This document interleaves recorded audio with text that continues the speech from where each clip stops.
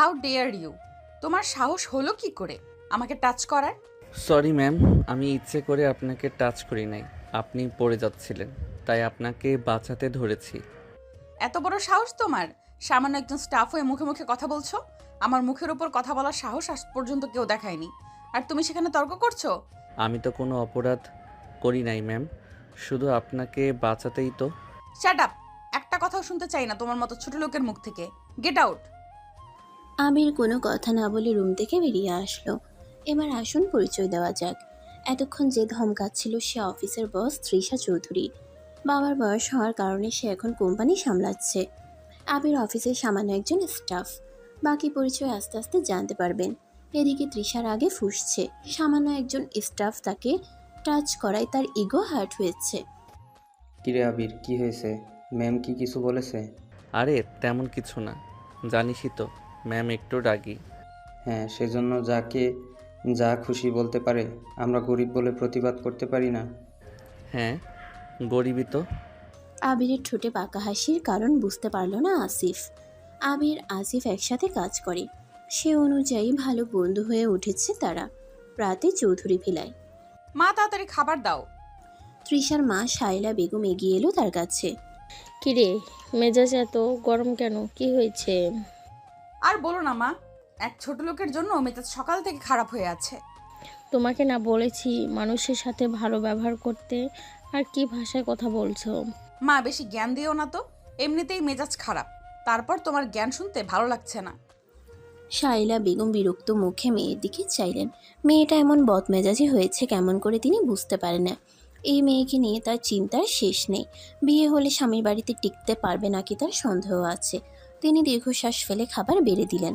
রাতে তৃষা মনে মনে ফোন দিয়ে আটতে লাগলো কিভাবে আবিরকে শিক্ষা দেওয়া যায় অফিসে। মিস্টার আবির, এইসব কি কাজ করছেন আপনি? কাজের মধ্যে এত ভুল কেন? কি বলছেন ম্যাম? আমি দেখেই কাজ করেছি, ভুল তো হওয়ার কথা না। নিজের চোখ দিয়েই দেখুন। তৃষা ফাইলটা আবিরের দিকে এগিয়ে দিল। আবির দেখলো অনেক ভুল আছে ফাইলে, কিন্তু সে তো ঠিক করে কাজটা করেছে। এখন এত ভুল হলো কিভাবে বুঝতে পারছে না। সে তৃষাকে বলল, সরি ম্যাম, আসলে বুঝতে পারছি না এত ভুল কিভাবে হলো। আমি ঠিক করে কাজটা করেছিলাম। Shut up! এমনি কাজে ভুল করেছো, আবার মুখে মুখে কথা বলছো। জাস্ট 1 ঘন্টা সময় দিলাম, এর মধ্যে যেন পুরো কাজ কমপ্লিট পাই, না হলে ঘাট ধাক্কা দিয়ে অফিস থেকে বের করে দিব। আবিরের ভীষণ এগোতে লাগলো। সে কোনো কথা না বলে ফাইল নিয়ে ডেস্কে চলে গেল। আবির যেতেই তৃষা মনে মনে বাঁকা হাসি দিল। তোদের মতো ছোট লোককে কিভাবে শায়েস্তা করতে হয় এই তৃষা খুব ভালো করেই জানে। তুই শুধু দেখতে থাক তোর সাথে কি হয়। আবির আবার ভালো করে দেখে দেখে কাজ করছে। সে ভালোই বুঝতে পারছে তাকে ইচ্ছে করেই বিপদে ফেলতে যাচ্ছে। সেও কম নয়, তাকে এত সহজে হারাতে পারবে না। সে 50 মিনিটে কাজ কমপ্লিট করে দিতে গেল। তৃষা আবিরকে দেখে বুঝতে পারলো তার কাজ শেষ।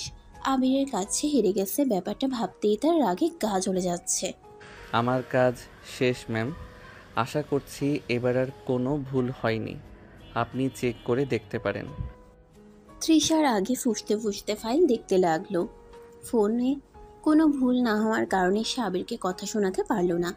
এদিকে আবির বাঁকা হেসে মনে মনে বলল, তুমি চলো ডালে ডালে, আমি চলি পাতায় পাতায়। আমাকে টেক্কা দেওয়া এত সহজ নয়।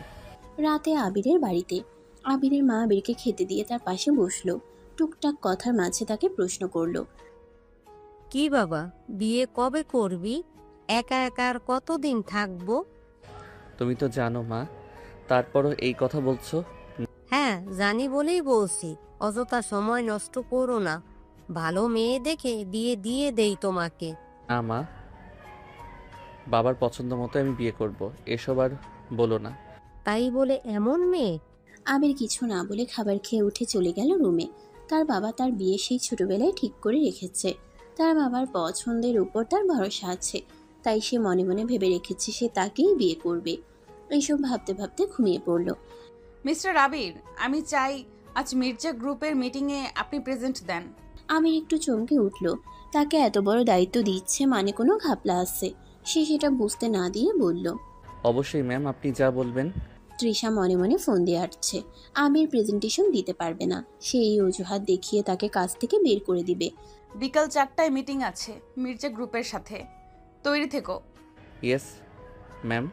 আবির ডেস্কে বসে ভাবছে কি এমন চাল চাললো তাকে নিয়ে। সে নিশ্চিত তাকে বড় কোনো বিপদে ফেলার প্ল্যান করছে তৃষা। বিকেলে মিস তৃষা, আপনি আপনার প্রোডাক্ট সম্পর্কে আমাদের বোঝান। তৃষা আবিরকে ইশারা করতেই আবির এক এক করে সবকিছু বোঝাতে শুরু করলো। তৃষা তো অবাক, এত ভালো প্রেজেন্টেশন আবির কিভাবে দিচ্ছে। তার জানা মতে সামান্য একজন কর্মচারী এত ভালো প্রেজেন্টেশন কিছুতেই দিতে পারে না। তার কেমন যেন সন্দেহ হচ্ছে আবিরকে। অসাধারণ মিস্টার আবির, আপনি এত সুন্দর করে আমাদের বোঝালেন। আমি বুঝতে পারছি আপনাদের সাথে বিজনেস করলে আমার লাভই হবে। আমি এই ডিলটা ফাইনাল করলাম। তৃষা মুখে একটা মেকি হাসি ঝুলিয়ে কথা বলছে সারাফের সাথে। মনে মনে সে রেগে ফেটে পড়ছে। সে তো আবিরকে শায়েস্তা করার জন্য এমন করছিল। সে ভাবতেই পারেনি আবির কাজটা করতে পারবে। তারা একটা রেস্টুরেন্টে মিটিংটা করছিল। তৃষা চলে যেতেই একজন ওয়েটার এসে জিজ্ঞেস করলো, কি খাবেন স্যার? তেমন কিছু না, এক কাপ ব্ল্যাক কফি নিয়ে এসো। ওয়েটার মাথা নাড়িয়ে চলে গেল। আবির বসে বসে ভাবছে, আমাকে ছোট করার এত শখ, কিন্তু লাভের লাভ কিছুই হবে না। বাড়িতে এসে তৃষা রুমে এসে ভাঙচুর করছে। জিনিস ভাঙার শব্দ শুনে তার মা চলে এলো। তাকে ডেকে বলছে, কি হয়েছে তৃষা? জিনিস ভাঙছো কেন? কি হয়েছে বলো। তৃষার আগে চিৎকার করছে। সে এই ছোট লোকের কাছে বারবার হেরে যাচ্ছে, সেটা মানতে পারছে না। ওই ছোট লোকটার কাছে বারবার হেরে যাচ্ছি আমি, এটা কিছুতেই মানতে পারছি না। ওকে আমি অফিস থেকে তাড়াবো, তবেই আমার শান্তি। বিনা কারণে তাড়াবি কেন? ওই ছোট লোকটা আমাকে পদে পদে হারাচ্ছে, আমি এটা কিছুতেই মানতে পারবো না। এত রাগ জেদ ভালো না, সময় থাকতে শুধরে যাও। চলে যাও আমার রুম থেকে, কোনো কথা বলতে চাই না তোমার সাথে। শাইলা বেগম চলে গেল। এই মেয়ে একদম বেয়ারা হয়েছে, কারো কোনো তোয়াক্কা করে না, কাউকে সম্মান পর্যন্ত দেয় না। পরের দিন মিস্টার আবির, আমার জন্য এক কাপ কফি নিয়ে আসুন। এটা তো আমার কাজ নয় ম্যাডাম। আমার অফিসে থাকতে হলে আমার কথা মতো চলতে হবে, না হলে কাজ করার দরকার নাই। আবির কোনো কথা না বলে চলে গেল কফি আনতে। সে জানে তর্ক করে কোনো লাভ হবে না। একদম বেয়াদব এই মেয়ে। একবার যখন বলেছে তখন তা করিয়ে ছাড়বে। শুধু শুধু তর্ক করে মুখ ব্যথা করার দরকার নাই। কফি নিয়ে আসার পরে, এটা কি বানিয়েছেন আপনি? এটা কি মুখে দেওয়ার যোগ্য? আমি যেমন পারি তেমন বানিয়েছি ম্যাম। ঠিক আছে ঠিক আছে, আপনার কাজে যান। আবির বাঁকা হেসে চলে গেল। সে ইচ্ছে করেই খারাপ কফি বানিয়েছে, যাতে তাকে আর এসব কাজ করতে না বলে। এদিকে তৃষার মুডের পুরো 12টা বেজে গেল। তার এখন মাইন্ড ফ্রেশ করতে হবে। সে অফিস থেকে বাইরে চলে আসলো ক্লাবে। কিরে তিশা, মেজাজ হট কেন তোর? আর বলিস না, এক ছোট লোকের জন্য মেজাজ গরম হয়ে থাকে। কেন রে, প্রেমে পড়েছিস নাকি? আরে কি বলিস, ওই ছোট লোকটার প্রেমে আমি পড়বো? তৃষা কখনো এমন ফকিরের প্রেমে পড়ে না। দেখ, বেশি রাগ কিন্তু প্রেমের লক্ষণ। তোদের মাথা খারাপ হয়ে গেছে। তৃষারা কয়েকজন বান্ধবী মিলে পার্টি করতে আসছে। বড়লোকের বিগড়ে যাওয়া মেয়ে সে। এইসব পার্টি সে মাঝে মাঝেই করে। ড্রিঙ্ক করে রাতে বাড়ি ফিরে। বাবা মার কথাও খুব একটা শুনে না সে। আজ অনেক বেশি ড্রিঙ্ক করে ফেলেছে সে। রাত 2টা বেজে গেছে, এখনও তৃষা বাড়ি ফেরেনি। এবার শায়লা বেগমের খুব চিন্তা হতে লাগলো। সে আবিরকে কল করলো। বাবা, তৃষা তো এখনো বাড়ি ফিরেনি। কি বলেন আন্টি? এত বিকেলের দিকে বেরিয়ে গেছে অফিস থেকে? আমার খুব চিন্তা হচ্ছে, বাবা একটু দেখো না। আবির আচ্ছা বলে কল কেটে দিল। সে জানে তৃষা কোথায় থাকতে পারে। আর তো নতুন না, এর আগেও সে তাকে ক্লাব থেকে নিয়ে এসেছে।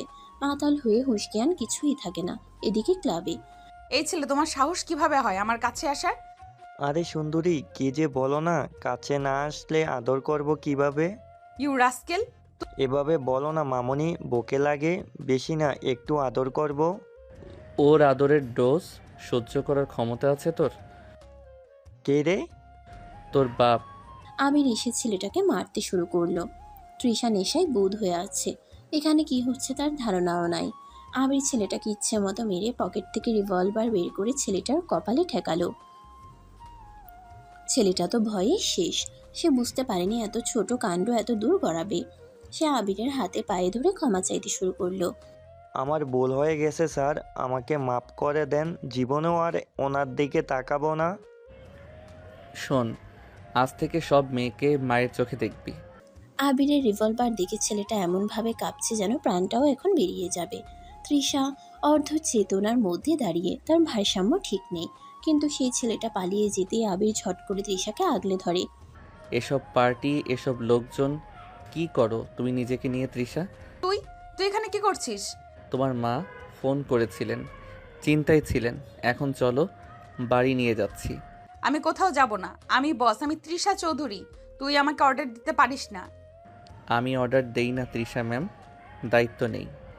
আবির তৃষাকে গাড়িতে তুলে নিজের জ্যাকেট গায়ে জড়িয়ে দিয়ে ড্রাইভ করতে লাগলো। তৃষা তখনও জানালায় মাথা ঠেকিয়ে থাকে। কখনো আবিরের দিকে তাকিয়ে কিছু বলার চেষ্টা করে, কিন্তু শেষমেশ ক্লান্ত হয়ে চোখ বন্ধ করে দেয়। বাড়ি ফিরে আল্লাহর রহমত, ভালো করে আনছো বাবা। হ্যাঁ আন্টি, ঘুমোচ্ছে এখন। মাথা ঘোরাচ্ছিল একটু, ড্রিঙ্ক করেছে অনেক। এই মেয়ে একদম শেষ করে দিবে আমাকে। শায়লা বেগম চোখ মুছতে মুছতে মেয়েকে রুমে নিয়ে গেলেন, আর আবির বের হয়ে পড়ল।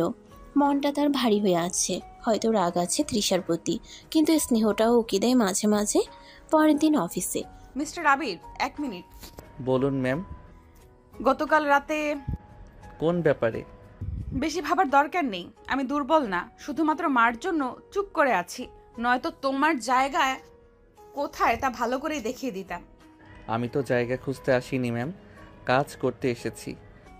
তোমার মতো লোকেদের আমি চিনে ফেলি, খুব বেশি চালাকি করো না, একদিন ভুল করেই ফেলবে। ভুল করলে শাস্তি মাথা পেতে নেব, তবে ভুল না করেও দোষী হলে প্রতিবাদ করব। এই জায়গাটা আমার আত্মসম্মানের। তৃষা কিছু না বলে চলে গেল, কিন্তু তার মুখে সেই অদ্ভুত হাসি। ঠিক বোঝা যায় না সে রাগ করছে না অন্য কিছু ভাবছে। রাতে চৌধুরী বেলা। তৃষা, এই ছেলেটাকে নিয়ে তুই এত রেগে থাকিস না কেন? কাজ তো ভালোই করে। মা, তুমি জানো না ও কত চালাক। আমি ঠিক করেই ফেলেছি, এবার এমন এক খেলা খেলবো যে খেলায় হারতে হবে তাকেই। তুমি কি সিরিয়াসলি সময় নিয়ে আবিরকে বোঝাচ্ছ, নাকি শুধু তোমার ইগো নিয়ে লড়াই করছো? জানি না, না হয়তো দুটোই। অফিসে 1 সপ্তাহ পরে। সরি, কিরে আবির, খেয়াল করেছিস ম্যাডাম আজকাল তোকে কিছু বলেও না, আবার খেয়ালও রাখে। তার মানে তৃষা ম্যাম ধীরে ধীরে বদলাচ্ছেন? আরে ধুর, এই রাগী বসের ভেতর কোনো দিন প্রেম আসবে না। তুমি নিশ্চিত? অফিসের কফি শপে বসে আবির কাগজে কিছু ঠুকছে। তৃষা অফিসে ঢুকেই সবার মুখ দেখে বোঝার চেষ্টা করছে আজ আবার কে তার নিশানা হবে। চোখ সরাসরি এসে ঠেকলো আবিরের উপর। মিস্টার আবির, জি ম্যাম। আজ দুপুরে আমি একটা প্রেজেন্টেশন দিতে যাচ্ছি, তুমি আমার সাথে যাবে এবং আমার দরকার মতো সাহায্য করবে। নিশ্চয়ই ম্যাম, আপনি বললেই যথাসাধ্য করব। এবার কিন্তু ভুলচুক চলবে না, ক্লায়েন্ট অনেক গুরুত্বপূর্ণ। এবারও আপনি আমাকে হেয় করার ফাঁদ পাচ্ছেন তো না ম্যাম? হয়তো, আবার নাও, সময়ই বলবে। দুপুরে প্রেজেন্টেশন রুমে তৃষা সবার সামনে যখন কথা বলা শুরু করলো, তার কণ্ঠে আত্মবিশ্বাস ছিল, কিন্তু চোখ বারবার আবিরের দিকে যাচ্ছিল। আবির পেছন থেকে স্লাইড বদলে দিচ্ছে, সঠিক জায়গায় তথ্য তুলে ধরছে, যেন তৃষার প্রতিটা কথা আরও জোরালো হয়। আপনার প্রেজেন্টেশন খুবই প্রভাবশালী ছিল মিস চৌধুরী। আপনার টিমের তরুণ সদস্যটি আবিরের দিকে তাকিয়ে দারুণ সহায়তা করছে। হ্যাঁ, সে কখনো কখনো কাজের মতো কথা বলতেই পারে। ধন্যবাদ ম্যাম। গাড়িতে ফেরার পথে তুমি অনেক কিছু লুকাও, তোমার চোখে যে আত্মবিশ্বাস সেটা একজন স্টাফের চোখে থাকার কথা না। আমি জানি তুমি অনেক কিছু বলতে পারো, কিন্তু চুপ করে থাকো, সেটা আমাকে রাগিয়ে তোলে। মাঝে মাঝে চুপ থাকাটাই শক্তি ম্যাম। আপনি কথায় বিশ্বাসী, আমি কাজে। আমি ভাঙতে জানি, গড়তে না। তাহলে আপনি জানেন না, ভাঙা মানুষরাই সবচেয়ে বেশি ভালোবাসতে জানে। তৃষা চুপ করে গেল। আবিরের এই একটা লাইন যেন তার মনের ভিতর কাঁপন তুলে দিল। কেউ কোনোদিন তাকে এভাবে কথা বলেনি, কেউ তাকে ভাঙা মানুষ বলে চিনতে পারেনি। রাতে আজকে তোমার বেশ চুপচাপ লাগছে। মা, কখনো কি মনে হয়েছে আমি একজন ভালো মানুষ? আজ হঠাৎ এই প্রশ্ন কেন? একটা মানুষ আজ আমাকে ভাঙা বলল, কিন্তু সে বলল ভাঙা মানুষই সবচেয়ে ভালোবাসে।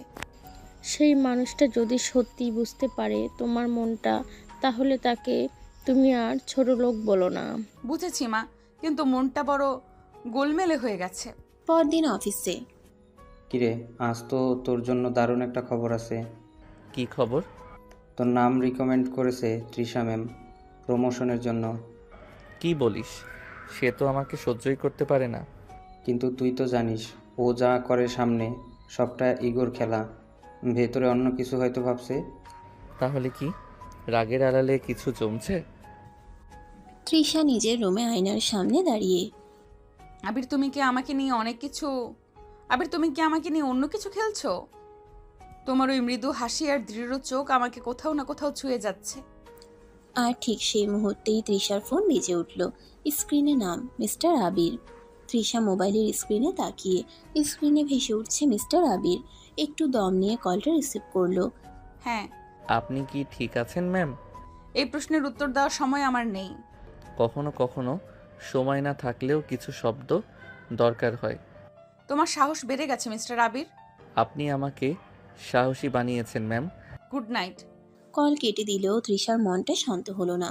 কেমন একটা অজানা অস্থিরতা পেয়ে বসেছে তাকে। আবিরের কথাগুলো তার ভেতরকার এক গোপন দরজায় টোকা দিয়ে গেল। পরদিন অফিসে। কিরে, আজকে একটু বেশি চুপচাপ দেখাচ্ছে তোকে। কারণ চুপ করে থাকাটাও একরকম যুদ্ধ। তুই কি এখনো ছোটবেলার সেই কথাগুলো মাথায় রাখিস? হ্যাঁ, বাবা বলেছিলেন একদিন তুমি এমন এক মেয়েকে বিয়ে করবি যাকে ভালোবাসতে শিখতে সময় লাগবে, কিন্তু একবার ভালোবেসে ফেললে সে আর কাউকে জায়গা দেবে না। তার কথাই বিশ্বাস করেছি। তোর কথা শুনে তো মনে হচ্ছে মেয়েটা তৃষা। সেই বাবার পুরনো বন্ধুর মেয়ে। আমার বিয়ে ছোটবেলাতেই ওর সাথেই ঠিক হয়েছিল, কিন্তু তৃষা কিছুই জানে না। কি বলিস? তুই তো কবে থেকেই ওর কাছে আসিস, অথচ সেই জানে না? জানে না, আর আমি চাইও না এখন জানুক, কারণ আমি চাই সে আমাকে নিজের মতো করে চিনুক, আমার পরিচয় ছাড়াও ভালোবাসুক। অন্যদিকে তৃষার রুমে আয়নার সামনে দাঁড়িয়ে। আবির, এই ছেলেটা কেন বারবার আমার ভাবনার মাঝে আসে? আমি কি সত্যিই দুর্বল হয়ে যাচ্ছি? ভেতরের মন বলল, হ্যাঁ তৃষা, তুমি দুর্বল হচ্ছ, কিন্তু সেটা আবিরের সাহস আর শ্রদ্ধার কাছে, যে এতদিন কেউ তোমাকে দেয়নি। একটা মিটিং রুমে একান্তে। মিস্টার আবির, আপনি যদি একটা প্রশ্নের সত্য উত্তর দেন তাহলে আপনাকে আজকের কাজ থেকে ছুটি দেব। বলুন ম্যাম। আপনি কখনো কাউকে ভালোবেসেছেন? হ্যাঁ, একমাত্র তাকেই যার নাম এখনো জানে না সে নিজেই। মাথা ঘুরে গেল তৃষার। কিছু একটা অনুভব করলো, কিন্তু প্রকাশ করলো না। ছুটি দিলাম। রাতে চৌধুরী ভিলাই। তৃষা, তোর এই কাজিনের মেয়ে রিনার কথা শুনেছিস? আজ তার এঙ্গেজমেন্ট। শুনেছি, তবে এত দ্রুত সবকিছু হয়ে গেল? সময় তো কারোর জন্য দাঁড়ায় না মা। এক সময় তো তার বাবাও চেয়েছিলেন তোকে তার বন্ধুর ছেলের সাথে বিয়ে দিতে। সেই ছেলেটা আজও সেই দিকেই তাকিয়ে আছে। তুমি কি বললে মা? হ্যাঁ, তোরা এখন ছোট ছিলি, তাই তোকে বলা হয়নি কখনো। সেই ছেলেটা নাকি আজও বাবার পছন্দ ধরে রেখেছে। অজান্তেই আবিরের মুখ মনে পড়ে গেল। হয়তো তৃষা নিজেই জানে না সে কাকে খুঁজছে। কিন্তু সময় তার সামনে আস্তে আস্তে সত্য তুলে ধরছে। পরদিন অফিসে। আর কতদিন লুকিয়ে থাকবি তৃষা? একদিন যখন জানবি তুই আমার কাগজে কলমে বউ, তখন কি চোখ তুলে তাকাতে পারবি আমার দিকে? তৃষা চুপচাপ ওর ডেস্কে বসে। আবির, তুমি কে আসলে? আর কেন আমি তোমার মধ্যে আমার হারিয়ে যাওয়া শান্তি খুঁজে পাই? তোমাকে শাস্তি দিতে গিয়ে কি আমি নিজেই তোমার বাঁধনে আটকা পড়ছি? তৃষার মন আজ বেশ অস্থির। অফিসে ঢুকেই মনে হলো সবাই তাকিয়ে আছে তার দিকে, অথচ কারো চোখে সরাসরি কিছু নেই। যেন বোঝার চেষ্টা চলছে তৃষা চৌধুরীর পরিবর্তন ঠিক কোন দিকে। কি রে রাগি রানী, আজকাল তোর হাসিটা দেখে একটু বেশি উজ্জ্বল। যা বলিস, আমি কি হেসেছি? মনের মধ্যে ফুল ফুটলে মুখের কোণেও তো একটা নরম স্পর্শ পড়ে নাকি? তৃষা চুপ করে গেল, কেউ যেন বুঝে না ফেলে। অন্যদিকে আবিরের ডেস্কে। তুই কি তৃষা ম্যামকে কখনো বলবি ও তোর শৈশবের বিয়ে ঠিক হওয়া বউ? এখন না, আমি চাই ও নিজে থেকে আমাকে বুঝুক, ভালোবাসুক, পরিচয়ের জোরে নয়, মনের টানেই। কিন্তু সাবধানে থাক, একদিন সত্যি প্রকাশ পেলে ওর ইগো ভেঙে পড়ে। আমি ভাঙা গড়ে তুলতে রাজি, কিন্তু মিথ্যে অভিনয় করে কিছু জিততে চাই না। একটা কনফারেন্স রুমে ক্লায়েন্ট মিটিং চলছে। তৃষা সবার সামনে দাঁড়িয়ে। আমাদের টিমের তরুণ সদস্য মিস্টার আবির প্রজেক্ট প্রেজেন্টেশনে এক একভাবে নেতৃত্ব দিয়েছেন। আমি চাই সবাই ওকে একটা বড় হাততালি দিন। পুরো রুমে হাততালি বেজে উঠল। আমির অবাক চোখে তৃষার দিকে তাকালো। তৃষা চোখ সরিয়ে নিলেও ঠোঁটে এক ঝলক মুচকি হাসি খেলে গেল। বিকেলে তৃষা নিজের রুমে ডেকে পাঠালো আবিরকে। মিস্টার আবির, আজ একটা ব্যক্তিগত প্রশ্ন করব, উত্তর দিতে আপনি বাধ্য নন। আমি সব প্রশ্নের উত্তর দেব যদি প্রশ্নটা আসে আপনার কাছ থেকে। আপনি কি আগে থেকে কাউকে বিয়ে করার প্রতিশ্রুতি? হ্যাঁ, একজন আছেন। তৃষার চোখটা হালকা কেঁপে উঠল। ও, আপনি তাহলে সৎ? কিন্তু সেই মেয়েটা জানে না সেই আমার সব, আর আমি এখনো অপেক্ষা করছি সে নিজে থেকে আমার জীবনে আসুক। আপনি কি এখনো তাকে ভালোবাসেন? প্রতিদিন। আর আপনার প্রতি যতটা শ্রদ্ধা জন্মেছে সেটাও একই জায়গায় দাঁড়িয়ে। তৃষা চুপচাপ কিছু বলতে চায় কিন্তু ভাষা খুঁজে পায় না। রাতে চৌধুরী বিলায়। মা, যদি কাউকে নিজের অজান্তে ভালো লেগে যায় কিন্তু পরে জানো সে অনেক আগেই তোমার সঙ্গে বাধা ছিল, তাহলে সেটা আল্লাহর ইশারা মা। যাকে দূরে ভেবেছিলি সেই তো তোরই ছিল। সে যদি আবির হয় মা? কি বলছো তুমি? ও নিজে বলেনি, কিন্তু আজ ওর চোখ বলেছে। আমার কেন মনে হচ্ছে ওটা আবির। তৃষার রাতে ঘুম আসে না। চোখ বন্ধ করলেই আবিরের চোখ জলজল করে ভেসে ওঠে। সে চোখে কোনো প্রশ্ন ছিল না, ছিল উত্তর।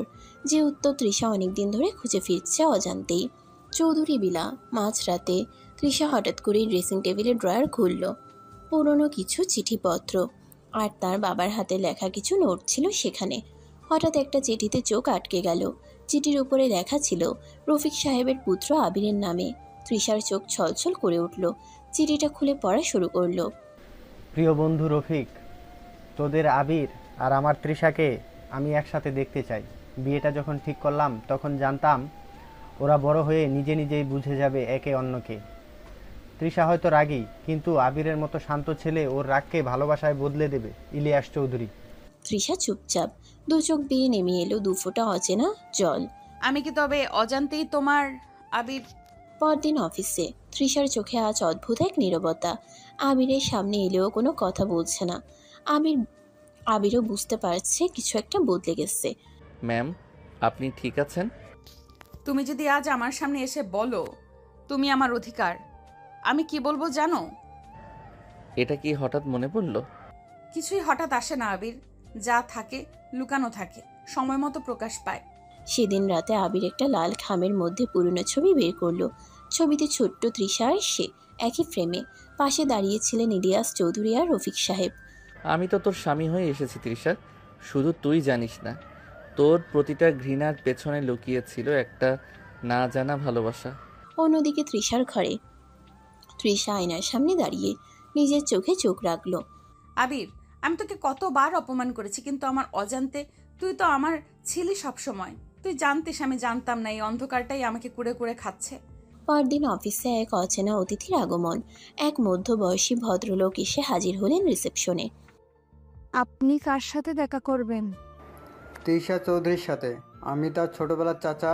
আমার কাছে কিছু আছে যা ওর জীবন বদলে দিতে পারে। রিসেপশন থেকে খবর যায় সরাসরি তৃষার কাছে। সে উঠে রুমে ডাকলো চাচাকে, কিন্তু সেই মানুষটা ঢুকেই একটা ফাইল এগিয়ে দিল। তোর বাবা আমাকে দিয়েছিলেন, সময় হলে দিতে বলেছিলেন। ফাইলটা খুলে তৃষা চমকে গেল। ভেতরে ছোটবেলার একটা বিয়ের রেজিস্ট্রেশন কাগজ। বর আবির, কনে তৃষা চৌধুরী। তারিখ 14 বছর আগে। আমি তাহলে তার ভেতরে সমস্ত অহংকার এক মুহূর্তে যেন তাসের ঘরের মতো ভেঙে পড়ল। যাকে সে আজ অবধি ছোটলোক ভেবে অপমান করেছে সেই তার নিয়তির পছন্দ। রাতে তৃষা ফোন করলো আবিরকে। কোথায় তুমি? ঠিক তো সীমানার বাইরে দাঁড়িয়ে, তুই ডাকলেই ভেতরে আসবো। তুমি যদি বলো আমি তোমার স্ত্রী, আমি কি বলবো? বলবি। তুমি এতদিন দেরি করলি কেন? তৃষা জানে এখন আবির তার শৈশবের বর, কিন্তু এই সত্য জানার পর তার মন হালকা হয়নি, বরং আরও ভারী হয়ে গেছে, কারণ সে নিজে জানে আবিরের প্রতি সে যে ঘৃণা, অবহেলা, অপমান ছুড়ে দিয়েছিল সেইটা শুধু সম্পর্ক নয়, মানবিকতাকেও আঘাত করেছে। তবে তার ভয়, যদি আবির তাকে এখন গ্রহণ না করে। অফিসে মিস্টার আবির, আপনি একটু আমার কেবিনে আসুন। এখন সময় নেই ম্যাম, অন্য মিটিংয়ে যাচ্ছি। এই প্রথম তৃষা অনুভব করলো সম্পর্ক যখন চাই থেকে দাবিতে বদলে যায় তখন অনুভূতিগুলো পাথর হয়ে যায়। আবির বদলে গেছে, আর সে এই বদলের কারণ। সন্ধ্যায় অফিস ছুটির পর তৃষা একা ছাদে বসে আছে, হাতের মুঠোয় সে পুরনো ছবি, ছোট্ট আবির আর ছোট্ট তৃষা বিয়ের পোশাকে। তুমি যদি এখন এসে বলো আমি তোমায় আর চাই না, তাহলে আমি কি সত্যি ভেঙে পড়বো? অন্যদিকে আবির আসিফের সাথে। তুই এত দূরে চলে যাচ্ছিস কেন? কিন্তু কারণ কেউ যখন সময় মতো সত্যি জানে না তখন সেটা মিথ্যেও হয়ে যেতে পারে। তুই তো তৃষাকে ভালোবাসিস। ভালোবাসি বলেই তার অহংকারে নিজেকে হারাতে চাই না। আমি তার অধিকার, সে মানবে তো? পরদিন তৃষা সিদ্ধান্ত নিল সত্যিটা বলবে। সে একখানা চিঠি লিখল, সেখানে লিখল, আমি জানতাম না তুমি আমার বর, তবে জেনে গেছি বলে মাফ পেয়ে যাব এটা ভাবিনি।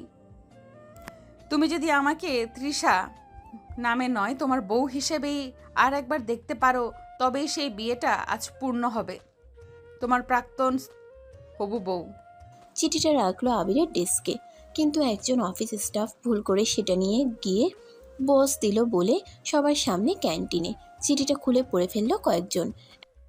আরে এ তো ম্যাডাম লিখেছে। তাইলে ম্যাডাম আর আবির স্যার। এমন সময় অফিসে শুরু হলো কানাঘুষা। তৃষা যখন বুঝতে পারলো চিঠি আবিরের হাতে নয়, চলেছে গসিপের শিকার হয়ে, তখনই ছুটে গেল ক্যান্টিনে। চোখে জল, গলায় কাঁপুনি, সামনে আবির বসে। এই চিঠি আমার লেখা? হ্যাঁ, তবে এটা কারোর হাসির বিষয় নয়। সবাই চুপ। আবির দাঁড়িয়ে গেল। তোমার লেখা কোনো চিঠি যদি পুরো পৃথিবী পড়ে ফেলে তবু সেটা আমার কাছেই প্রথমবার আসবে, তোমার চোখের ভাষায়। তৃষা চোখ নামিয়ে বলল, এখনো সুযোগ আছে আবির, বললে আমি সব ছেড়ে তোর হব। এখন যখন সবাই জেনে গেছে? না তৃষা, তুমি কখনো আমাকে মন দিয়ে চাওনি, তুমি শুধু চাইছো হিসেব মেলাতে। আমি ভুল করেছি, তাই তাই তো ক্ষমা চাচ্ছি। ভালোবাসা দয়া নয় তৃষা, আমি ক্ষমা করলাম, কিন্তু এখনো তো ভালোবাসা ফিরে পাইনি। এই এক কথায় তৃষা যেন ভেঙে পড়ল। আবির তাকে ছেড়ে চলে গেল। অফিসে, ক্লাবে, বাড়িতে, সব জায়গায় লোকের মুখে তার গল্প।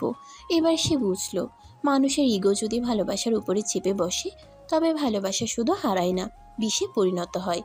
রাত 2টায় আবির ছাদে দাঁড়িয়ে। আমি তো চাইনি তোকে কাঁদাতে, চেয়েছিলাম তুই নিজে বুঝে বলবি। তুই বললি, কিন্তু দেরি করে ফেললি। তৃষা এখন প্রতিটি মুহূর্তে নিজেকে প্রশ্ন করে, আবির কি এতটা দূরে চলে গেছে যে আর ফেরানো যাবে না? সে আবার সে পুরনো বাক্সটা বের করলো। বাবার চিঠিগুলোর ভাঁজে একটা ছোট ডায়েরি পাওয়া গেল, যার পৃষ্ঠায় কিছু টুকরো টুকরো লেখা। আজ আবির আমার খেলনার পুতুলটা ভেঙে দিল। ও বলল আমি দেখতে কুৎসিত, আমি আর আবিরের সাথে কথা বলবো না। তৃষার বয়স 7। তৃষার চোখ আটকে গেল। এসব তো আমি ভুলেই গেছি। আসিফ একদিন আবিরকে বলছে, জানিস তুই আর তৃষা যখন ছোট ছিলি তখন একদিন তোদের দুই পরিবার পিকনিকে গিয়েছিল, ওর পুতুলটা তো নষ্ট করেছিলি তুই। না রে, আমি তো পুতুল ধরেও দেখিনি। তৃষা হুট করে রেগে গিয়েছিল, ও ভাবলো আমি করলাম। এরপর থেকে তো ও একদম কথা বলতো না। হয়তো সেই একটা ভুল বোঝাবুঝি থেকেই তোরা দূরে চলে গেছিলি, আর সেটা তোকে সজ্ঞানেই আলাদা করে দিল। একটা ভুল বোঝাবুঝি, একটা পুতুল ভাঙা না ভাঙার প্রশ্ন। সেই ঘটনাই হয়তো তৃষার ছোটবেলার মনে একটা দাগ ফেলে দিয়েছিল, আর আবিরের মনে একটা অপূর্ণতা। তাদের দূরত্ব, অবহেলা, রাগ সবকিছুর শিকড় বেঁধে আছে সেই ছোট্ট বিকেলে। রাতে তৃষা আবিরকে দেখে বলল, তুমি কি মনে করো একটা ছোট পুতুল একটা জীবনের গল্প বদলে দিতে পারে? যদি সেই পুতুলের দোষে কেউ একজন কাউকে ভুল বুঝে চিরজীবনের দূরত্ব তৈরি করে, তাহলে অবশ্যই। আমি পুতুলটার জন্য না, আমি তোমার জন্য কেঁদেছিলাম সেদিন, জানো? আমিও কেঁদেছিলাম, কারণ তুই আমার কথা না শুনেই চলে গিয়েছিলি। ভালোবাসার সব গল্প এক পৃষ্ঠা থেকে শুরু হয় না, কখনো তার শুরুর পাতায় লেখা থাকে ভুল। আবার সেই ভুল থেকে একদিন শুরু হয় সবচেয়ে সত্য গল্পটা। ভুল বোঝাবুঝি, অহংকার আর নিজের ভেতরের যুদ্ধে বিধ্বস্ত তৃষা এবার এক কঠিন সিদ্ধান্তে এসেছে। তার বিশ্বাস ভালোবাসা প্রমাণ চায় না, তবে ত্যাগ সবসময় পরীক্ষা দেয়। তাই সে এবার যা করতে যাচ্ছে সেটা শুধু আবির নয়, পুরো অফিসকে স্তব্ধ করে দেবে। অফিস বোর্ড মিটিং, তৃষা সকল সিনিয়র স্টাফ শেয়ার হোল্ডারদের সামনে দাঁড়িয়ে বলল, আমি আজ থেকে এই কোম্পানির চেয়ারের দায়িত্ব থেকে সরে যাচ্ছি। মিস তিশা, হঠাৎ করে এত বড় সিদ্ধান্ত, কোনো সমস্যা? হ্যাঁ, সমস্যা আছে। আমি এতদিন বস হয়েছি, কিন্তু আজ মানুষ হতে পারিনি। আমি অন্যায় করেছি, অপমান করেছি, একজন স্টাফকে নয়, একজন মানুষকে।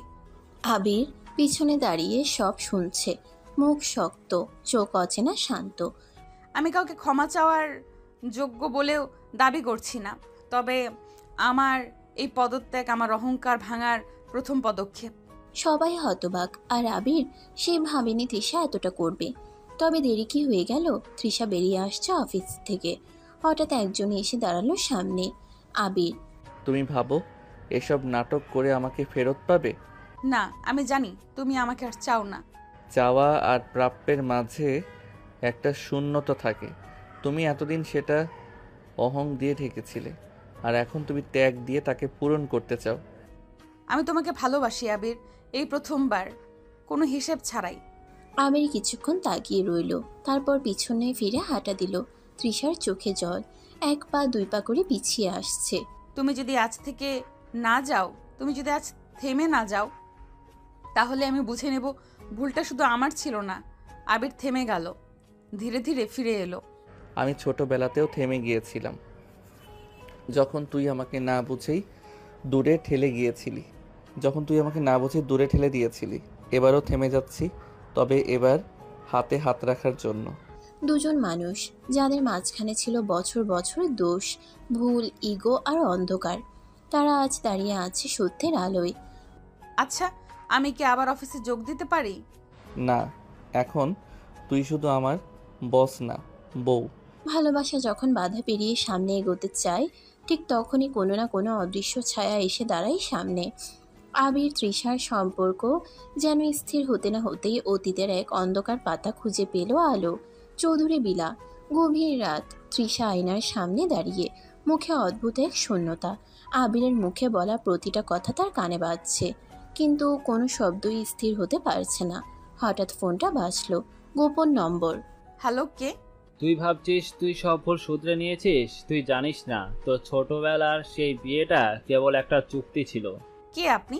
কি বলছেন এসব? তোর বাবা আর আবিরের বাবা, তারা শুধু ব্যবসার জন্য তোদের বিয়ে দিয়েছিল। ভালোবাসা সেটা ছিল না কোথাও। তৃষার পুরো শরীর কেঁপে উঠল। সে যেটাকে ভালোবাসা ভাবছিল সেটা যদি একটা ঠকানো ব্যবসায়িক চুক্তি হয়। অন্যদিকে আবিরের অফিস ডেস্কে একটা পুরনো চিঠি এসেছে ডাকযোগে। চিঠিটা খুলে আবির চমকে উঠল। চিঠির ভাঁজে একটা পেন ড্রাইভ, সাথে একটা চিরকুট। তুমি জানো না তোমার বাবার শেষ ব্যবসায়িক চুক্তি ছিল কাদের সঙ্গে? পেন ড্রাইভটা চালাও, সব উত্তর পাবে। আবির পেন ড্রাইভ চালাতেই পুরনো একটা ভিডিও চালু হলো। ভিডিওতে দেখা গেল তৃষার বাবা ইলিয়াস চৌধুরী এক কন্ট্রাক্টে সাইন করছেন কারো সঙ্গে, আর বলছেন, আমার মেয়েকে বিয়ে দিচ্ছি কারণ ওই কোম্পানিটা রফিকের ছেলের নামে ট্রান্সফার হবে। আমার মেয়ের ইচ্ছা অনিচ্ছার কোনো দাম নেই। আবির চেয়ার থেকে উঠে দাঁড়ালো। তৃষার চোখের প্রতিটা জল এখন তাকে চাপে ফেলছে। সে কি জানতো সব? তবে কি তৃষা ভালোবাসেনি কখনো? পরদিন অফিসে তৃষা আবির মুখোমুখি। তুমি কি জানো আমাদের বিয়েটা ব্যবসার একটা শর্ত ছিল? না, জানতাম না। কাল রাতেই কেউ একজন ফোনে বলেছে। তুমিও কি আমার ভালোবাসা শুধু সম্পত্তির চাবি হিসেবে দেখেছো? না, আমি কখনোই সেটা ভাবিনি। আমি শুধু তোমাকে ভালোবেসেছি। তবে এখন তো দেখছি আমরা দুজনেই ছলনার শিকার। তৃষা ভেঙে পড়েছে। আবির ছায়ার মতো চুপচাপ। তাদের প্রেমের শিকড় এখন সন্দেহে আক্রান্ত। এই মুহূর্তে তারা কেউ কাউকে ছেড়ে যেতে চায় না, তবু দুই পা পিছিয়ে আসছে, কারণ বিশ্বাস টলে গেছে। রাতে আবির খুঁজতে লাগলো সেই পেন ড্রাইভের উৎস। ফাইল ঘেটে বের করলো, প্রেরক ছিল এক রহস্যময়ী নাম, আরমান এস কাদের। তুই জানিস এই নামটা কোথায় শুনেছি? কোথায়? রফিক সাহেবের কোম্পানির পুরনো শত্রু ছিল এই কাদের। তোর বাবার সবশেষ ক্ষতিটা করেছিল এই লোক। তাইলে এই ভিডিও, এই ফোন কল সব কিছুই ফাঁদ?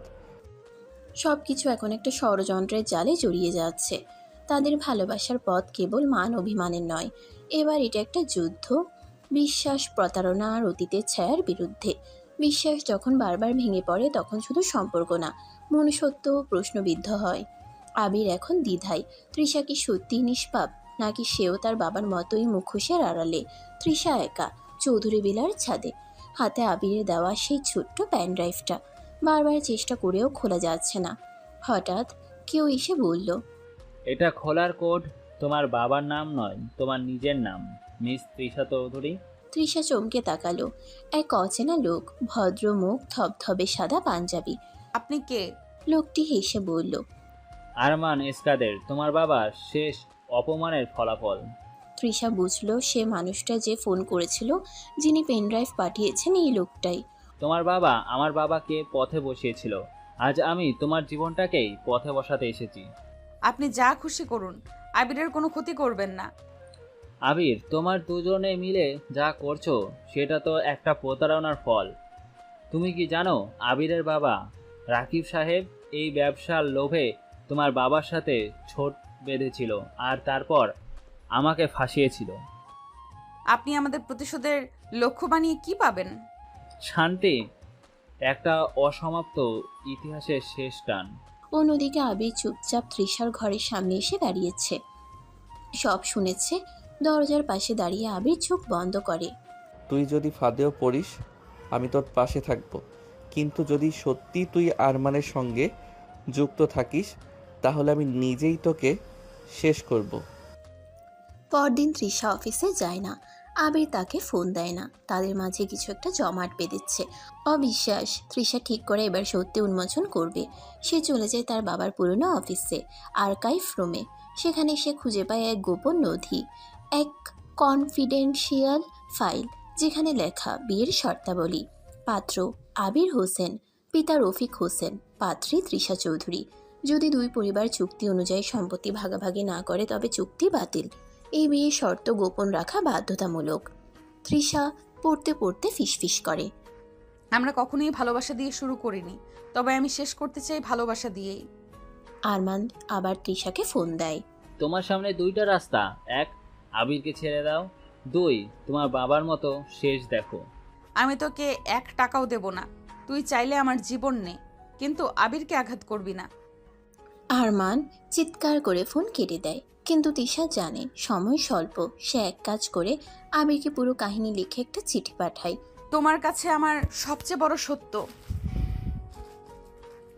আমি জানতাম না আমরা বিয়ের চুক্তিতে ছিলাম, কিন্তু এখন আমি জানি আমি শুধু তোমার হতে চাই, চুক্তি নয়, চাওয়ার জায়গা থেকে। যদি ভালোবাসা সত্যি হয় তুমি আসবে, না হলে আমি হারিয়ে যাব। তৃষা একটা লাল শাড়ি পরে ছাদে দাঁড়িয়ে। তার পেছনে কেউ একজন এসে দাঁড়ায়, ধীরে ধীরে হেঁটে। আমি জানো সব, আর তাও আমি এসেছি কারণ ভালোবাসা কখনো চুক্তির অংশ হয় না। আর যদি আবার কেউ আমাদের আলাদা করতে চায়? তবে এবার আমি শুধু প্রেমিক না, তোমার স্বামী হয়ে লড়ব। ভালোবাসার সবচেয়ে সুন্দর দিকটা হয়তো তখনই দেখা যায় যখন মানুষ স্রেফ থাকা থেকে ভালোবাসার মাঝে বাঁচতে শেখে। তৃষা আজকাল অনেক শান্ত হয়ে গেছে। আর আবির, সে তো সে আগেরই নীরব পাহারাদার, অভিমানী প্রেমিক। চৌধুরী ভিলার বাগান, সন্ধ্যা। তৃষা ধীরে হেঁটে আসছে, হাতে দুটো কফির মগ। আবির বাগানে বসে, চোখে ক্লান্তি, মুখে প্রশান্তি। আজ তোমার জন্য কফি বানিয়েছি, মুখে না দিলে চলে না। আবার যদি আগের মতো ভয়ানক কফি বানাও? এবার আমি স্ত্রী, বস না। চেষ্টা করো, ভালো না লাগলে হাত ধরেই খাওয়াবো। আমি চাই তুই প্রতিদিন এইরকম ভয় দেখিয়ে কফি খাওয়াস। আর আমি চাই তুই প্রতিদিন এই চোখে তাকাস, যেন আমি পুরো দুনিয়া। তুই তো আমার দুনিয়ার বাইরেই কিছু না। তৃষা এসে ওর কাঁধে মাথা রাখে। আবির ওর হাত ধরে রাখে বেশ কিছুক্ষণ। দুজনেই চুপচাপ। ওদের এই নীরবতা চিৎকারের থেকেও জোরালো ছিল। ঠিক তখনই তৃষার ফোনে একটা মেসেজ আসে। তোমরা যতই অভিনয় করো, অতীত কিন্তু চুপ করে থাকে না। কাল সকালে পেছনের সব সত্য ফাঁস হয়ে যাবে। এই নাম্বারটা আগেও একবার এসেছিল। কেউ আবার শুরু করেছে। তুই ফোনটা দে, আমি দেখছি। আবির বুঝলো এই ছায়াটা আরমান, এর একার কাজ না। কেউ অফিসের ভেতরেই তাদের বিরুদ্ধে খেলছে, আর তার প্রমাণ আজকে সকালেই প্রকাশ পাবে। পরদিন সকাল, কোম্পানির নামকরা এক নিউজ পোর্টালে হেডলাইন: চৌধুরী গ্রুপের উত্তরাধিকারী আবির হোসেন ফেক ডিগ্রি নিয়ে কোম্পানির পরিচালনার দায়িত্বে। চৌধুরী গ্রুপের উত্তরাধিকারী আবির হোসেন ফেক ডিগ্রি নিয়ে কোম্পানি পরিচালনার দায়িত্বে। ভুয়া পাসপোর্ট, বানোয়াট সার্টিফিকেট সবই আবিরের নামে। এ তো সরাসরি তোমার বিরুদ্ধে প্ল্যান। এটা কেউ অফিস থেকেই করেছে। আর কেউ না, এই চক্রান্তে সেই লোক আছে যে আমার সবচেয়ে কাছের ভেবেছিলাম। আবির অফিসে পৌঁছাতেই দেখে কয়েকজন শেয়ার হোল্ডার তার পদত্যাগ দাবি করছে। তৃষা সব সামলানোর চেষ্টা করছে, কিন্তু পরিস্থিতি নিয়ন্ত্রণের বাইরে। হঠাৎ একটা ছেলেকে দেখা গেল লুকিয়ে কিছু বলতে চাইছে। আসিফ: ভাই, আমি সব জানি। এই সব ডকুমেন্ট তোরা যেখানে রাখিস সেখান থেকে কপি করা হয়েছিল, আর এটা করেছে একজন তানভীর, সিনিয়র অ্যাডমিন। তানভীর? সে তো আমার বাবার সময় থেকে কাজ করছে। ওই আরমান এর পেছনের মানুষ, চেয়েছিল অফিসের পাওয়ার নিজের করে নিতে। তৃষা চোখে জল নিয়ে বলল, ভালোবাসার পরীক্ষা নিতে এসেছিলাম আমি, কিন্তু এখন জানি ভালোবাসা নিজেই পরীক্ষা হয়ে দাঁড়ায়। আমি এবার কাউকে ছাড়বো না। আমার পরিবার, আমার প্রেম, আমার সম্মান সব বাঁচাতে লড়বো। তুই শুধু পাশে থাকিস। আমি তো তোর পাশে না, তোর বুকের সাথে থাকবো। জয় না হওয়া পর্যন্ত হাত ছাড়বো না। রাত গভীর, চারপাশে নীরবতা, কিন্তু তৃষার চোখে ঘুম নেই। বাসে ঘুমিয়ে থাকা আবিরের দিকে চেয়ে তার মনে কেবল একটা কথাই ঘুরছে: আবিরের অসম্মানের পেছনে যে আছে সে কি আজও আমাদের চারপাশেই? তৃষা উঠে পড়ে, হাতে একটা মোবাইল, মাথায় আগুন। সে ডায়াল করে পুরনো বান্ধবী সানজিদাকে। হ্যালো, তুই কি এখনো তানভীরের সাথে কাজ করিস? তুই জানিস? হ্যাঁ, আর এখন আমি শুধু জানতেই চাই না, প্রমাণও চাই। সানজিদা তৃষার কলেজের বান্ধবী। কয়েক বছর আগে সে চৌধুরী গ্রুপে অল্পদিন কাজ করেছিল, তারপর একদিন হঠাৎ চাকরি ছেড়ে চলে গিয়েছিল। সে তখন বলেছিল, তোর অফিসটা নোংরা রাজনীতি দিয়ে ভরা। তৃষা শুনেছিল, বুঝেছিল না। সকালে তৃষা আর আবির দেখা করলো সানজিদার সঙ্গে এক ক্যাফেতে। তানবীর শুধু তোর বাবার নাম ভাঙিয়ে কোম্পানির ভেতর আধিপত্য চাইতো না, সে চেয়েছিল তুই ব্যর্থ হ, আর আমি সেই ব্যর্থতা ঘিরে তার হাতের পুতুল হই। ওকে ব্ল্যাকমেইল করেছিল? হ্যাঁ, আমার কাছে এখনো সেই ভয়েস রেকর্ড আছে যেখানে সে বলেছে তিশাকে নিচে নামাতে পারলেই পুরো কোম্পানি আমার হাতে আসবে। তোকে আমি আর মুখ লুকিয়ে থাকতে দিব না। তুই সেই রেকর্ডটা দে, এবার আমি নিজেই মুখোশ খুলবো। রাত 9টা, চৌধুরী গ্রুপের স্পেশাল বোর্ড মিটিং। সবাই চুপ, তানভীর মাথা উঁচু করে বসা। তৃষা উঠে দাঁড়ায়, ল্যাপটপ চালু করে রেকর্ড বাজায়। তানভীরের কণ্ঠ: ওকে অফিস থেকে তাড়াতে পারলে তৃষার প্রতি কারো আস্থা থাকবে না। আবিরকে ফাঁসিয়ে দিলে তৃষার সব কিছু ভেঙে পড়বে, আর তখন আমি হব চৌধুরী গ্রুপের আসল চেয়ারম্যান। ঘরটা গরম হয়ে ওঠে, সবার মুখে বিস্ময়। এই রেকর্ড ভুয়া, আমি কিছু বলিনি। আবির ধীরে উঠে দাঁড়ায়, চোখে আগুন। সত্যি আর মিথ্যার পার্থক্য তোকে শিখিয়ে দিতে পারি, কিন্তু এখন আমি তোর মুখে শুধু ভয় দেখতে চাই। তানভীর সবার সামনে একেবারে চুপ হয়ে গেল। তৃষা জানে শত্রু এবার মুখ খুলেছে, কিন্তু শেষ হয়নি সব। মিটিং শেষে তৃষার ফোনে আবার সেই গোপন নম্বর থেকে SMS। তানভীর তো ছিল কেবল প্রথম চাল, এখন দেখবি দ্বিতীয় চাল কেমন হয় মিস তৃষা চৌধুরী। আবার কারা যেন ছায়ার আড়ালে বসে খেলছে আরো বড় খেলা। এবার হয় আমি ভাঙবো, নইলে পুরো দুনিয়া আমার হাতে গড়া সম্পর্ককে চূর্ণ করে দেবে।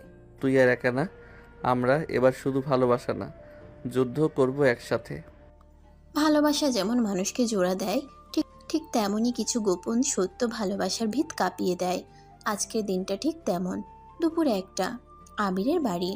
আবির অফিস থেকে ফিরে এসে দেখে আয়েশা বেগম চুপচাপ বসে আছেন, হাতে একটা খোলা চিঠি, চোখে জল, ঠোঁট কাঁপছে। মা, কি হয়েছে? এই চিঠিটা এসেছে তোমার বাবার পুরনো এক বন্ধুর কাছ থেকে। তোমার বিয়ের আসল রহস্য আমি এখন জেনে গেলাম। আবির চমকে উঠে চিঠিটা হাতে নেয়। চিঠির ভিতর থেকে শোনা যাচ্ছে কণ্ঠস্বর। প্রিয় আয়েশা, তুমি জানো তোমার স্বামী রফিক আর ইলিয়াস চৌধুরী একসময় বন্ধু ছিল, কিন্তু ব্যবসায়িক লোভ তাদের দুজনকে বদলে দেয়। তোমার ছেলে আর তৃষার বিয়ে কেবল একটি সম্পত্তি ভাগের গেম ছিল। ওরা এই বিয়ে করেছিল জমি ও কোম্পানির শেয়ার রক্ষার জন্য। রফিক চাইতো তার ছেলে ধনী ঘরে বিয়ে করুক, আর ইলিয়াস চাইতো তার মেয়ের উপর নিয়ন্ত্রণ রাখতে। ওরা যখন তোদের বিয়ে ঠিক করেছিল তখন তুই 4 বছর বয়সী আর তৃষা মাত্র 2। বিয়েটা হয় গোপনে, কিন্তু তোর বাবা সেই কাগজপত্র গায়েব করে দেয়, যেন তোর জানা না থাকে এই বিয়ের কথা। সেই ক্ষতটা আজও আমার বুকে। সোহানুল ইসলাম। রফিক সাহেবের সহপাঠী এখন অসুস্থ। আবির ফ্যাল করে চিঠির দিকে তাকিয়ে থাকে। তৃষা তো কিছুই জানতো না, সে নিজেও অন্ধকারে ছিল। তবে কি এই ভালোবাসা নিছক এক কাগজের জাল? মা, তুমি এসব জানাতে পারলে না? আমি নিজেও জানতাম না। তোমার বাবার মৃত্যুর পরে চিঠি আমার কাছে এলো, কিন্তু সাহস পাইনি দিতে। আমি ভয় পেয়েছিলাম তুমি তৃষাকে ছেড়ে। অন্যদিকে অফিসে তৃষা আজ তীব্র রাগে অফিসে ঢুকেছে। তানভীর তো ধরা পড়েছে, কিন্তু অফিসে এখনো আছে একজন গুপ্তচর, যে বাইরে থেকে তথ্য পাচার করে দিচ্ছে সবার সামনে চিৎকার করে। আজই বের হবে সে। আমার অফিসের বিশ্বাসঘাতক থাকলে আমি আর এই চেয়ার ধরে রাখবো না। তৃষা জানে না কে সেই চর, কিন্তু সে কাউকে ছাড়বে না। ঠিক তখনই সিকিউরিটি একটা ভিডিও ক্লিপ নিয়ে আসে। ওই ভিডিওতে দেখা যায় একজন স্টাফ রুমানা নিয়মিত কাগজপত্র আর তথ্য আরমানের কাছে পাঠাচ্ছে। রুমানা তুই? আমি তো শুধু আমার স্বামীকে বাঁচাতে চেয়েছিলাম। আরমান আমার স্বামীর নামে জেলখানার ভয় দেখিয়ে বলেছিল তথ্য দিতে। সব বুঝি, কিন্তু বিশ্বাসঘাতকতা করার আগে একবার আমার কাছে বলতে পারতি তুই আমার আস্থা ভেঙেছিস। এ অফিসে তোর কোনো জায়গা নেই, গেট আউট। তৃষার চোখ লাল। আরমান ধীরে ধীরে সবার বিরুদ্ধে মোহ ভাঙিয়ে দিচ্ছে। রাত, আবির তৃষার মুখোমুখি। আবির চুপচাপ তৃষার সামনে দাঁড়িয়ে। তৃষা বুঝতে পারছে কিছু একটা হয়েছে। কি হয়েছে আবির? আমরা ছোটবেলায় বিয়ে হয়ে গেছিল তৃষা। কি বলছো? বিয়ে? আমাদের সেই পুরনো সম্পর্কটাই আজকের এই ভালোবাসাকে প্রশ্নবিদ্ধ করছে। আমি বুঝতে পারছি না আমাদের শুরুটা কি চুক্তি ছিল নাকি নিয়তির লেখা ভালোবাসা। আমি জানতাম না, তবুও আমি তোর প্রেমে পড়েছি। আর আজ আমি জানি আমি তোর জন্যই জন্মেছি। ভালোবাসা যেমন প্রশ্ন তোলে, তেমনই উত্তরও খুঁজে আনে। আবির তৃষা এবার মুখোমুখি দাঁড়িয়েছে এক সত্যের কাছে, যা একসাথে বাঁধতেও পারে আবার আলাদা করতেও। ভালোবাসা শুধু রোমান্টিকতার নাম নয়, কখনো সেটা একটা যুদ্ধ, কখনো একটা বিপ্লব। আর আজ তৃষা সেই বিপ্লবের মুখে। সকাল 8টা, চৌধুরী ভিলা। তৃষা আয়নার সামনে দাঁড়িয়ে জোরে চুল আঁচড়াচ্ছে। হঠাৎ নিচ থেকে চিৎকার। তৃষা, তাড়াতাড়ি নিচে আয়, পুলিশ। তৃষা ছুটে আসে, দেখে 3 জন পুলিশ অফিসার দরজায়। আবির হোসেন, আপনাকে অর্থ আত্মসাৎ ও ভুয়া ডকুমেন্ট জমা দেওয়ার অভিযোগে আপনাকে গ্রেপ্তার করা হচ্ছে। কি বলছেন এসব? পুরোপুরি মিথ্যে। তৃষা, ওদের কাজ করতে দাও। আমি জানি কে এই নাটকের পেছনে আছে। আবির হাত কড়া পরে বেরিয়ে গেল। তৃষা তাকে শক্ত করে ধরে বলল, এ লড়াইতে তুই একা না আবির, আমি আছি তোর সঙ্গে, তুই হারাবি না। পরদিন তৃষা অফিসে ঢুকেই সবার সামনে দাঁড়িয়ে বলল, তোমরা যারা ভেবেছিলে আবিরকে সরিয়ে আমি দুর্বল হয়ে পড়ব, তারা ভুল। আজ থেকে আমি শুধু তোমাদের বস না, আমি আবির হোসেনের বউ।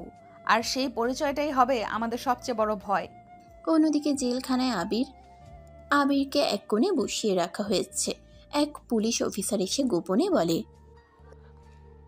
আপনার বিরুদ্ধে রিপোর্ট করেছিল ex internal container Mushtaq Iqbal. আরমানের ঘনিষ্ঠ লোক সে, এখন লুকিয়ে আছে। আবির মাথা নিচু করে বসে থাকলেও চোখে এক ভয়ঙ্কর ঝড়। রাত 11টা, তৃষার গোপন চাল। তৃষা ল্যাপটপ খুলে সিকিউরিটি ফুটেজ চেক করতে থাকে। আসিফ এসে বলে, ম্যাম, মোস্তাক সাহেব অফিসের পিছনের দরজা দিয়ে 3 দিন আগেও ঢুকেছিল। আমি তার কনফারেন্স রুমের ভয়েস রেকর্ড পেয়েছি। কপিটা আমায় দাও, আমি এটা কোর্টে জমা দেব। পরদিন কোর্টে তৃষা দাঁড়িয়ে, কোর্টে আবিরকে আনা হয়েছে। সবাই চুপ। জজ সাহেব বললেন, আপনার পক্ষ থেকে কিছু প্রমাণ আছে ম্যাডাম? হ্যাঁ স্যার, এই ভয়েস রেকর্ডটা শোনা যাচ্ছে। মোস্তাক নিজেই বলছে কিভাবে সে আবিরকে ফাঁসিয়েছে। আবির যদি বাইরে থাকে তাহলে তৃষা চৌধুরী একা পড়বে, তখন আমি পুরো কোম্পানি আমার নামে করে ফেলতে পারবো। আবির তৃষার দেখা কোর্টের গেটের সামনে তৃষা দৌড়ে এসে আবিরকে জড়িয়ে ধরে। চারপাশে ক্যামেরা, ফ্ল্যাশ, মিডিয়া তাদের ভালোবাসাকে আটকে রাখতে পারল না। আমি বলছিলাম না তুই একা না? তুই শুধু আমার স্ত্রী না, তুই আমার সম্মান, আমার বাচ্চা। কিন্তু ঠিক তখনই এক ছায়ামূর্তি তাদের পেছনে দাঁড়িয়ে, এক বৃদ্ধ লোক। লোকটা ফিসফিস করে, সত্যি জানলে তৃষ্ণা তোমায় ছেড়ে যাবে আবির।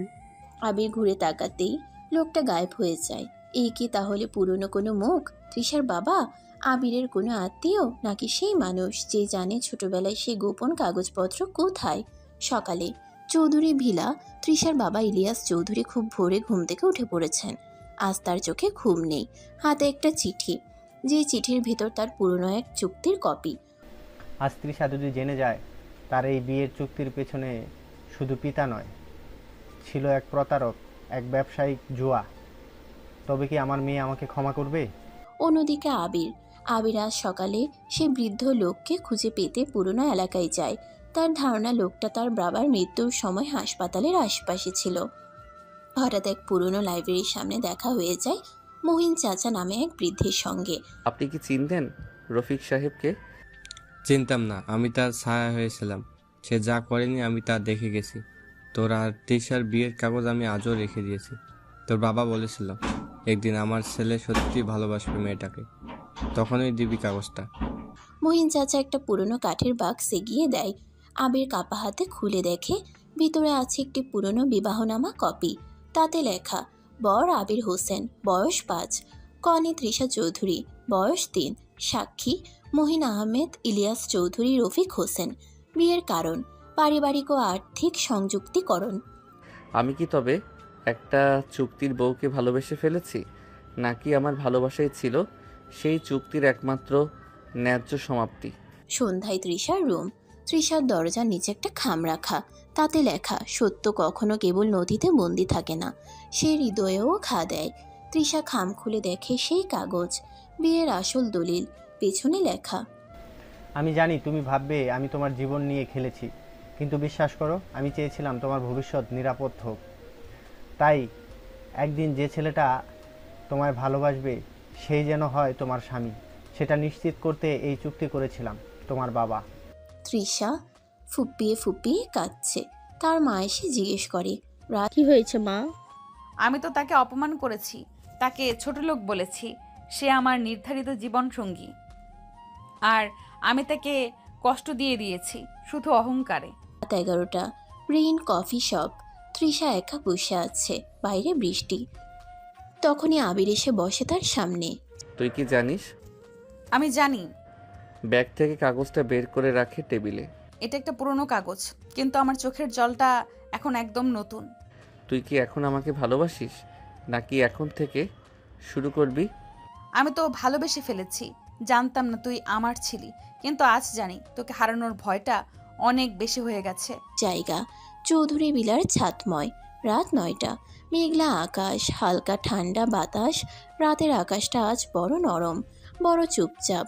আকাশের চাঁদ যেমন ধরা যায় না, তেমনি আবির তৃষাকে দেখেও ছুতে পারত না এক সময়। আজ ছাদে দাঁড়িয়ে দুজন একসাথে, নীরব কিন্তু মনের ভিতর ঝড়। আবির, তোকে একটা কথা বলবো? বল। আমি তোকে প্রথমে অপছন্দ করতাম না, বিশ্বাস করতাম না, কিন্তু এখন তোকে ছাড়া কিছুই ভাবতে পারি না। তুই আমার জীবনে আসা সবচেয়ে বড় সত্যি। আবির কিছু বলে না, শুধু তৃষার চোখের দিকে তাকিয়ে থাকে। এক অদ্ভুত নরম আলো ঝরছে ওর চোখ থেকে। তৃষার ঠোঁট কাঁপছে, চোখের জল চিকচিক করে। তখনই আবির ধীরে ধীরে এগিয়ে আসে। তৃষা পেছনে সরে না, তাদের মাঝখানের দূরত্বটুকু কমে আসছে। নিঃশ্বাসে মিশে আছে আবেগ। আমি তোকে প্রথম থেকেই চাইতাম। তোর রাগ, তোর ইগো সবকিছু নিয়েই তোর প্রেমে পড়েছিলাম। আজ যদি তুই সত্যি আমার হয়ে থাকিস তাহলে। তৃষা চোখ বন্ধ করে ফেলে, আর এক মুহূর্ত কথা বলে না তারা। আবির ধীরে ধীরে তার কপালের উপর ঠোঁট ছুঁয়ে দেয়। তারপর তৃষা নিজেই চোখ মেলে তাকায় এবং চোখ দিয়ে বলে, আরো কাছে এসো। আবির আর দেরি করে না, তার ঠোঁট ধীরে ধীরে ছুঁয়ে যায় তৃষার ঠোঁট। কোনো অতিরিক্ততাও নেই, শুধু এক চুপচাপ ভালোবাসা, যেখানে আবির আর দেরি করে না, তার ঠোঁট ধীরে ধীরে ছুঁয়ে যায় তৃষার ঠোঁট। কোনো অতিরিক্ততা নেই, শুধু এক চুপচাপ ভালোবাসা, যেখানে সময় থেমে থাকে, শুধু তাদের দুজনে নিঃশ্বাসের শব্দ ভেসে আসে। তৃষার ঠোঁট কাঁপে, হাতটা উঠে গিয়ে আবিরের গলায় জড়িয়ে পড়ে, আর আবির তাকে কাছে টেনে নেয়, মুছে দেয় সব দুঃখ, সব অভিমান। এই চুমো ছিল কোনো সিনেমার নয়, ছিল একটা দীর্ঘ অপেক্ষার উত্তর, একটা নীরব প্রেমের প্রথম স্বীকৃতি। আবির কিছুক্ষণ তৃষার দিকে তাকিয়ে থেকে তার ঠোঁটে ঠোঁট ডুবিয়ে দিল, শুষে নিতে থাকলো তার ঠোঁটের রস, যেন বহুদিন পরে সে গলা ভেজাচ্ছে। পরের দিন, জায়গা মুহিন চাচার পুরনো অফিস, সময় সকাল 10টা। আবির আর তৃষা এসেছেন মুহিন চাচার কাছে। তারা জানতে চায় আসল বিয়েটা কেন হয়েছিল, কেন এত বছর এই সত্য লুকানো ছিল। তোমাদের বাবা দুজন রফিক সাহেব আর ইলিয়াস চৌধুরী বন্ধু ছিল ঠিক, কিন্তু ব্যবসা আর প্রভাবের লোভে একে অপরের বিরুদ্ধে ষড়যন্ত্র করত। এক সময় রফিক ভাই আবিষ্কার করেন যে ইলিয়াস চৌধুরী গোপনে তার ব্যবসার শেয়ার বিক্রি করে দিচ্ছিল বিদেশি এক গ্রুপকে। তখন রফিক ভাই পরিকল্পনা করেন, যদি মেয়ের সঙ্গে ছেলের বিয়ে হয় তাহলে আইনত কোম্পানির অংশীদার আমি থাকব। মানে আমার বাবা বিশ্বাসঘাতকতা করেছিল? শুধু তাই নয় মা, তিনি চেয়েছিলেন বিয়েটা হোক, কিন্তু কোনোদিনও যেন তুই জানতে না পারিস, কারণ তুই যখন বড় হবি তুই যেন আবিরকে ঘৃণা করিস, আর যেভাবেই কোম্পানিটা পুরো নিজের নামে করে ফেলবেন। কিন্তু সবচেয়ে বড় বিস্ফোরণ তখন হয়। তোমরা জানো তানভীর কে? হ্যাঁ বাবা, ওকে খুব বিশ্বাস করত। তানভীর আসলে ইলিয়াস চৌধুরীর অবৈধ সন্তান, তৃষার সৎ ভাই। না, এটা মিথ্যে। আবির তাকে শক্ত করে ধরে রাখে। ওর মা ছিল চেম্বারে কাজ করা এক সাধারণ কেরানি। ইলিয়াস সাহেব ওকে দূরে সরিয়ে রেখেছিলেন, কিন্তু সে ফিরে আসে প্রতিশোধ নিতে। আমি এত অন্ধ ছিলাম, আমি বাবার অন্ধ বিশ্বাসে ওর সামনে সব কিছু তুলে দিয়েছিলাম।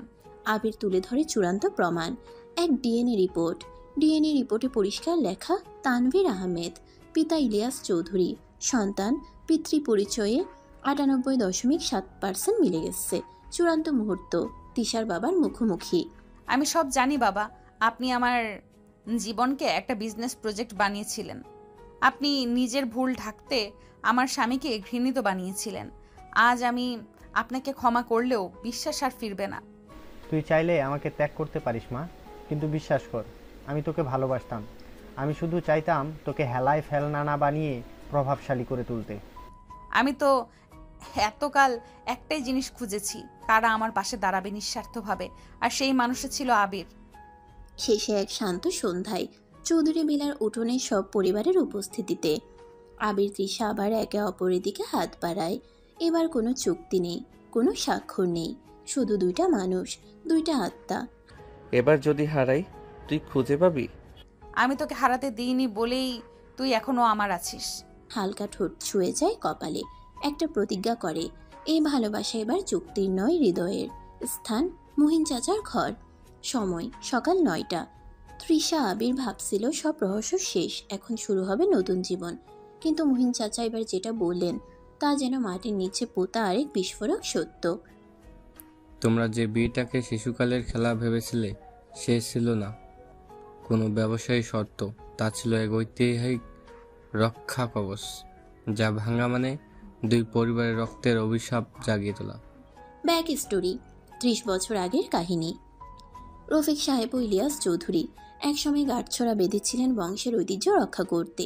তাদের পূর্বপুরুষের মাঝে এক অদ্ভুত কুসংস্কার চালু ছিল, যদি চৌধুরী বংশের কন্যা ও হোসেন বংশের পুত্রের মিল না হয় তবে পরবর্তী প্রজন্ম অভিশপ্ত হবে, রোগ, মৃত্যু ও পতনে জর্জরিত। রফিক সাহেব বিশ্বাস করতেন না, কিন্তু ইলিয়াস চৌধুরী কুসংস্কারাচ্ছন্ন ছিলেন, তাই তিনি গোপনে সেই বিয়েটা করিয়ে ফেলেন, কিন্তু শর্ত রাখেন, এই বিয়ে কেউ জানবে না, তৃষা জানবে না। তৃষা প্রতিক্রিয়া দেখায়, আপনারা একটা অভিশাপ ঠেকাতে আমার জীবন ব্যবহার করেছেন। তুই একটা ভয় ঠেকিয়ে দিয়েছিস মা, আজ তুই যদি আবিরকে ছেড়ে দিস এই অভিশাপ শুধু তোমাদের না এই পুরো পরিবারে ছড়িয়ে পড়বে।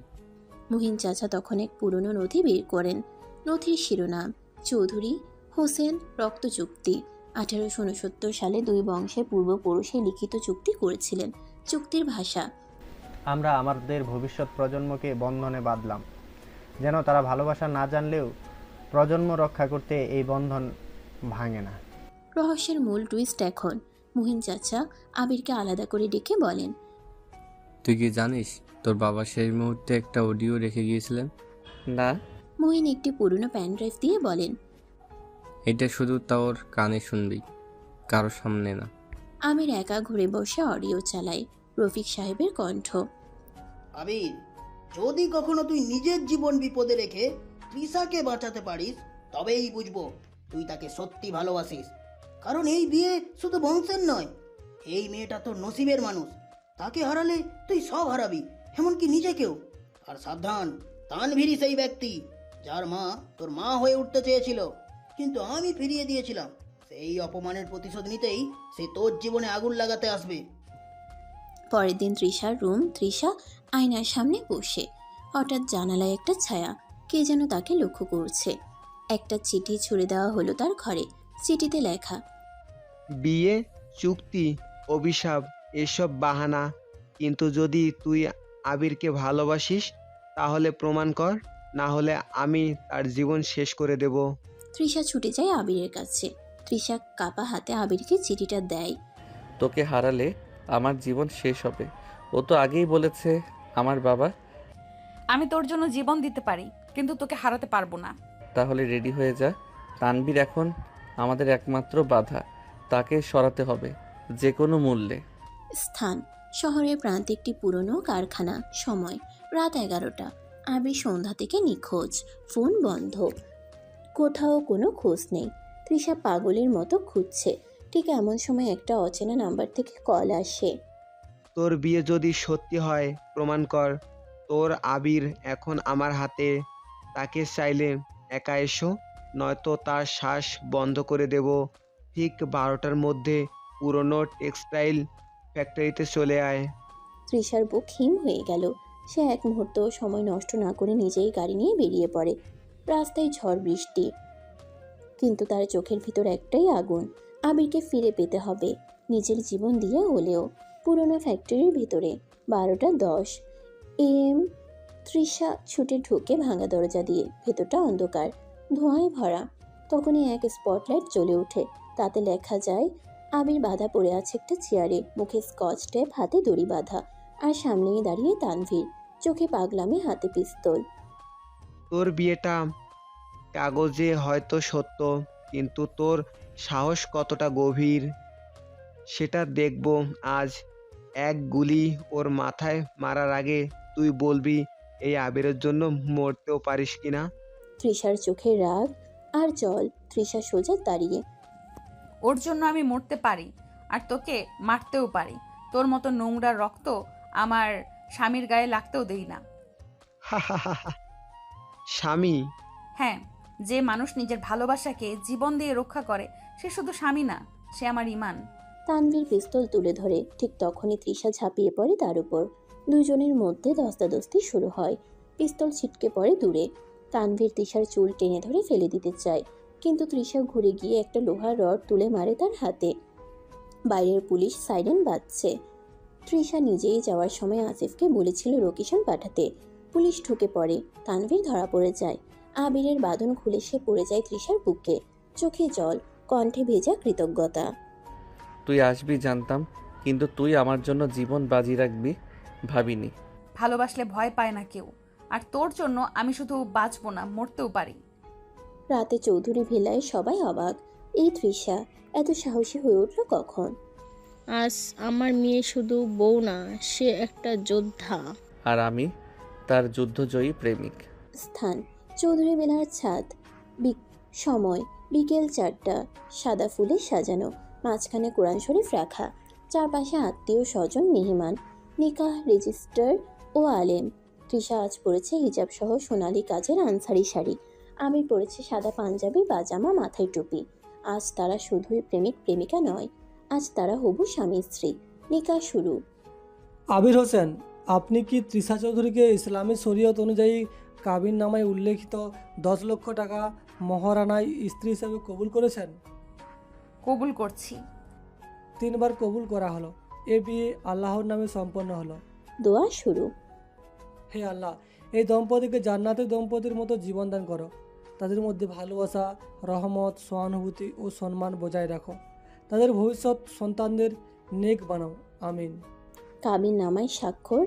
আবির ও তৃষা দুজনেই স্বাক্ষর করলো কাবিন নামায়। আবির তৃষার দিকে তাকিয়ে বলল, কবুল করছি। এইবার কেউ আমাদের সম্পর্ক নিয়ে প্রশ্ন তুলতে পারবে না। এবার আমি শুধু তোমার অফিসের বস না, হালাল স্ত্রী। ওয়ালিমা আয়োজন সম্পন্ন সন্ধ্যায় চৌধুরী ভিলায় ওয়ালিমা। হালকা ইসলামিক গানের সুর, আত্মীয় বন্ধুরা শুভকামনায় ভরিয়ে দিচ্ছে নবদম্পতিকে। তৃষার মা শায়লা বেগম হেসে বললেন, এখন আমার মেয়ে বদমেজাজি বস না, এখন সে আদর্শ ঘরণী। আর আমি আর স্টাফ না, আমি এখন তার হালাল ভালোবাসা। রাত 10টা। আবির তৃষার রুমে। আবির তৃষার কপালে এক নিঃশব্দ চুমু দিয়ে বলল, আল্লাহর নামে শুরু করলাম আমাদের নতুন জীবন।